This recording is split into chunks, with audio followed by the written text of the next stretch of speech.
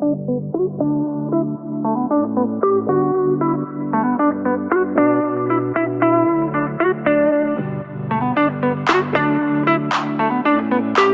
back to the XO Sports Show. I'm your host, Ricky G. Stanley. First of all, I would like to give a shout out to all the fathers and father figures out there. You're greatly appreciated.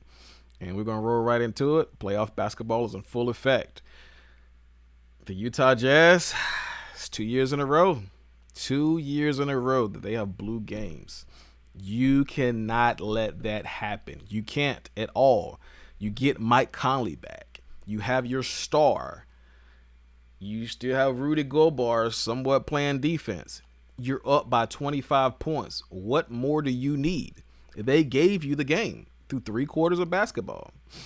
And all of a sudden, they fall apart. The young man, Terrence Mann, I'm going to give you a shout out because he was on fire. I mean, I tweeted the other night, I was like, Terrence Mann may just bail them out tonight. When he cut the lead from 25 to 17 points, I'm like, we got 4 minutes left in the in the third quarter. They could win this. And they did. The fact that you were down by 25 points, cut the lead down, and then kept scoring, Utah had no answer for them. Rudy Gobert, I don't know if he was tired or what, but it looked like he stopped playing defense. He was out there struggling. I'm looking like when it got cut to 12, I'm like, hey, please call a timeout because somebody needs to figure out what's going on. That zone was not working. You need to go to man, give you guys a blow, or just slow the game down. So, unfortunately, Utah sitting home.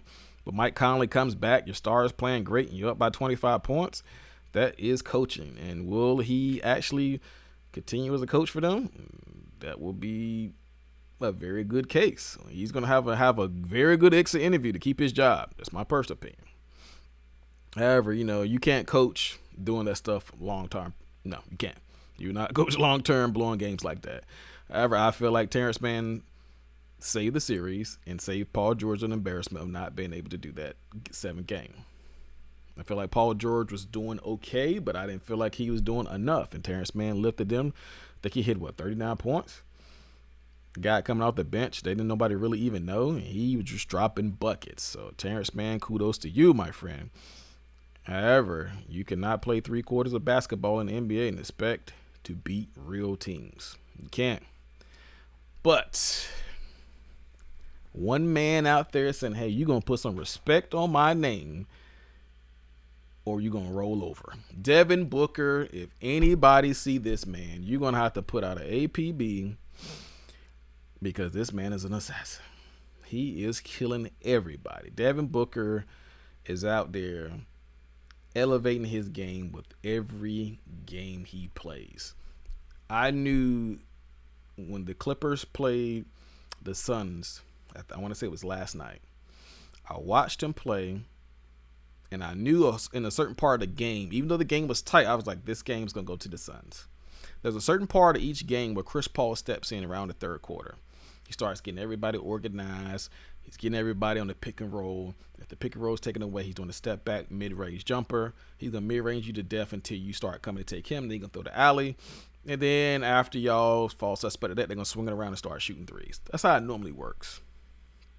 When I saw Devin Booker start running the pick and roll himself, and when he started going, I know he can, but when he started going to that elbow, and he was hitting those mid-range jumpers, and then he started hitting threes, and he started finishing at the cup, I'm like, they do not have an answer for him tonight. Holy moly donut shop. Devin Booker was on fire.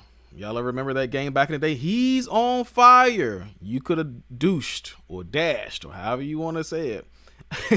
You could have dashed some water on him and he would have still been on fire.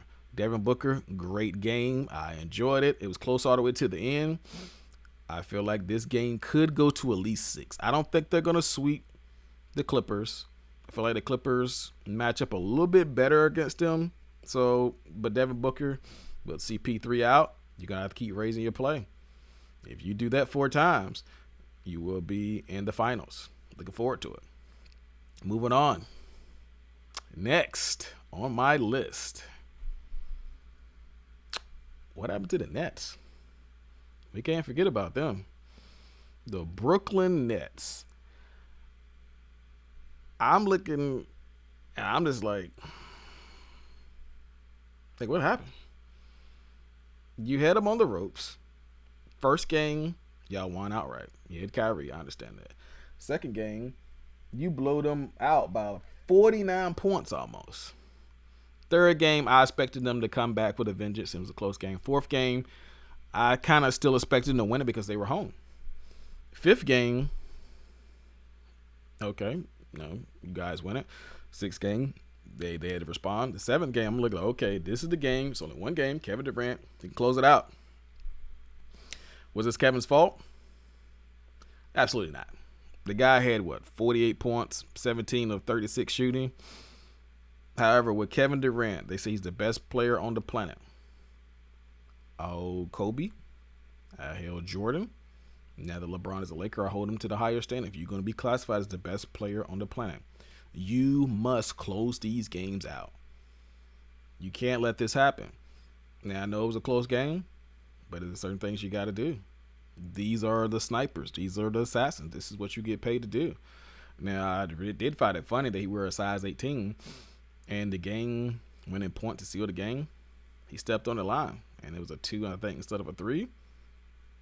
I don't think that cost him the game, but it was funny, though, the fact that he stepped on the line. Yeah, but Kevin Durant, I don't care if James Harden's hurt. I don't care if Kyrie's hurt. If you're the best player on the planet, there are not enough stars on the Bucs to stop you. You hit 48, and you lost. To be honest, you went 17 or 36. I would have loved to seen you drop 60 on them because they couldn't stop you. 17 or 36. I mean, a lot of those shots were falling mid-range. The ones I really think that counted as misses, I think were like layups or something like that. He was getting fouled. But, you can't do it. James Harden, how about you come in shape next time in the offseason? Actually work out. Do a push-up. Kyrie Irving, drink some milk. And Kyrie made this remark saying, we don't need coaching. Yes, Kyrie, the team does need coaching. You might be elite enough to say that you don't need coaching. However, those young guys behind you do need coaching. And in fact, if they hear you say that, they're going to probably, listen to what you're saying because they look at you as a leader. Those guys could have helped you guys when you got hurt. So Kyrie, stop the sarcasm. I feel like, that cost them. Coaching was what cost them. They had plenty of talent to beat Giannis. However, Giannis, can they take nothing from him? Giannis, Chris Middleton, bless his heart, he played 52 minutes with 23 points, 10 rebounds, 6 assists. Giannis played 50 minutes. I know he was giving out of gas, but he gave it everything he had. 40 points, 13 rebounds. Outside of Brook Lopez, those three guys scored the majority of the points. I think the next person had 13 points, and everybody else was underneath that if they scored. I just feel like they just wanted it more. But as for the stars in the league, no excuses. You got to get it done. So Giannis is going to play the Hawks. I don't know how that's going to go. That's going to be pretty funny because everybody's picking the Bucs, but I feel like the Hawks just got some dog in them. Like those guys don't have real big stars or whatever. I mean, Trae Young is a good player, but he's not a star yet. I don't think he's a superstar yet. I think he's a star. So now we got the Hawks versus the Bucs, and we got the Clippers versus the Suns.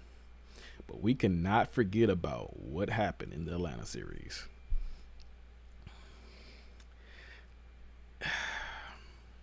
Let's get right to it. Ben Simmons, you suck. Ben Simmons, I'm not even going to sugarcoat it. There's no way you should be 6'10" and scoring 5 points. Not as a guard. No, not even as a big man. You're a 6'10". That means you're 2 inches from 7 feet. There's no reason why you cannot score at will. You're tall. You're athletic. I don't care that they say he can't shoot. I care that the fact that he will not shoot. That's my problem. A good example is Rajon Rondo used to be afraid to shoot because he couldn't shoot. They used to play 4-on-5 against him. Like, we're going to make you shoot. We're going to make you win the game. Rajon Rondo would try to get right at that mid-range and throw that little floater up, either get it blocked or they were like, no, we're not letting you get to the rim. So Rajon Rondo, over these past years, he doesn't have the best jumper, but I dare you to leave him open. That's what happened a couple nights ago. They left Rondo open. He drained 2 or 3 of those in a row. You can't leave him open no more.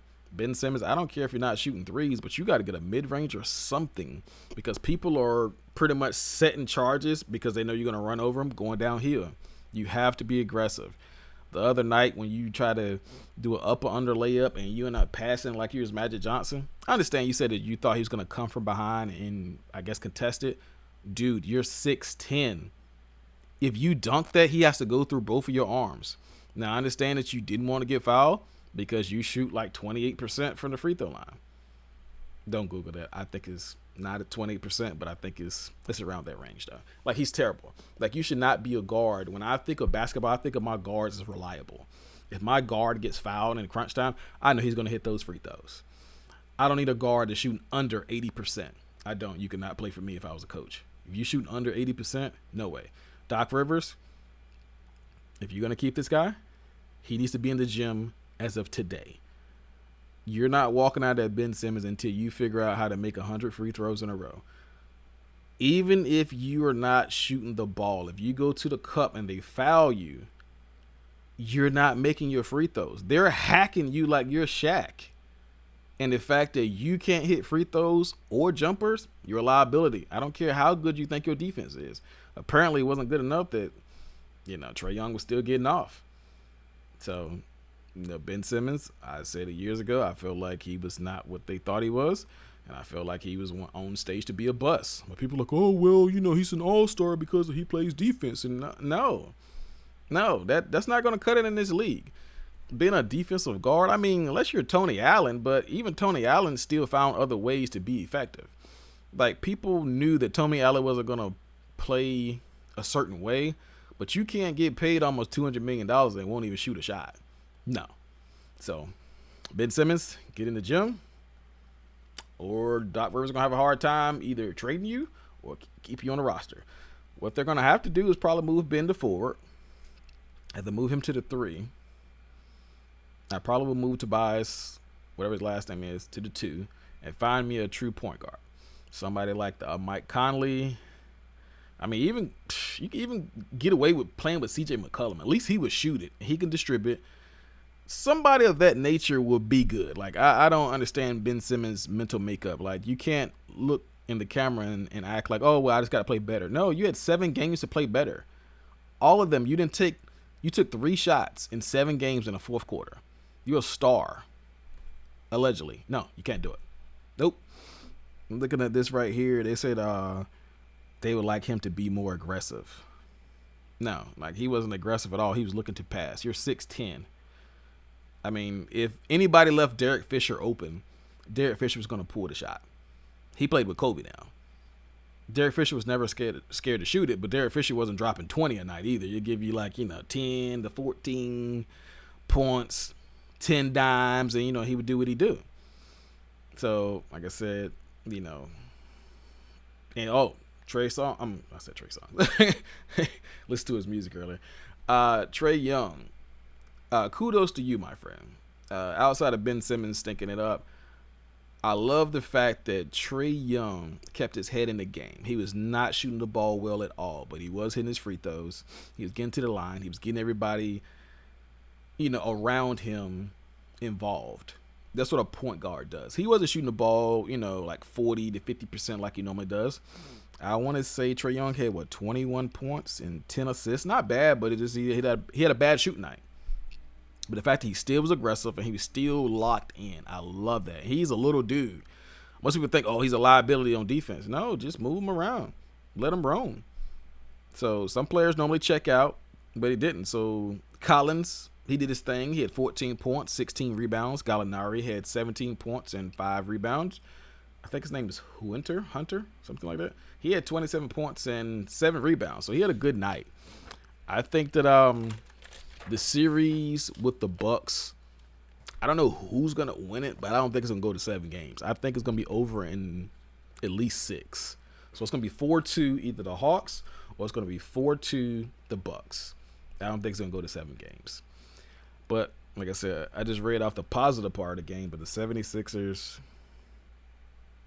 that was atrocious. The score didn't have a gap in until the end. Like I said, Curry had 16 points. Harris had 24 points and 14 rebounds. Embiid had 31 points and 11 rebounds. So everybody played well but Ben. So I'm just very disappointed in the fact that, they try to make excuses for him. And I know that Chuck the other night on TNT was like, he couldn't shoot coming out of college. Neither could Kemba Walker. And Kemba Walker is cooking people now. So, like, your talent got you to the NBA. Your work ethic would keep you in the NBA. Now, I'm not saying, he's a bust officially, but there's no way you could be 6'10" on the court trying to be a guard. Like, work on a floater. Work on your baby hook. I mean, you could dunk on people. Like, it's okay if you're a little aggressive. I would be okay if he was working downhill and got a couple offensive fouls just for dunking on people and then sliding down that back. I'm okay with that as a coach. I'm like, you know what? You're still aggressive. One of those refs is going to catch somebody with their feet not set and it's going to go our way. You keep playing the way you're going. Dunk on somebody and slide down their back. It's okay. Ben, watch this video or call me. We'll work on it. But they're playing 4 against 5 against you, Ben. They know for a fact that you are not gonna shoot. So if you're gonna stay in Philly, do what you gotta do. I know you're still young. You're probably thinking this guy is pretty hard on me. I'm only hard on you because I think you can do it. Matter of fact, I know you can do it. You have the work ethic. You come in shape. Just work on your free throws and work on a mid-range. The rest will take care of itself. Like I said, hey, you can look me up through my email, Instagram, and I'll drive out there because, I'm a Philadelphia Eagles fan, but not a 76ers fan. But Ben, pulling for you. Keep it up. Good luck. Your time in Philly will be up if you don't shape up or they will fire Doc Rivers. However, if your time is up, it is what it is. But however, mine is. So I'm your host, Ricky G. Stanley, and I am out of here.